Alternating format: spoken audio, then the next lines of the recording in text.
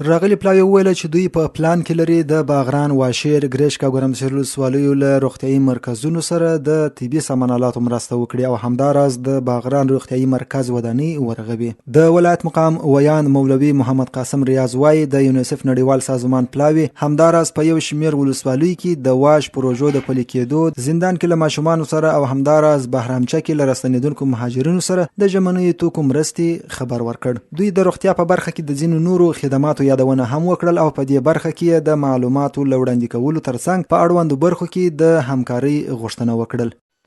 تېره ورځ هلمند والي الحاج محترم مولوي امان الدین منصور صاحب په خپل کاري دفتر کې د یونیسف نړیوال سازمان له ولایتي مسؤل او ورسره پلاوي سره لیدنه وکړه. په دې لیدنه کې د هلمند د یو شمېر ولسوالیو لکه باغران، واشیر، ګرشک، ګرمسیر او ځینې نورو ولسوالیو د روغتیايي مراکزو، د طبي سامان آلاتو، د ودانیو پر ترمیم او جوړښت او ځینو نورو مسایلو باندې بحث او خبرې وشوې.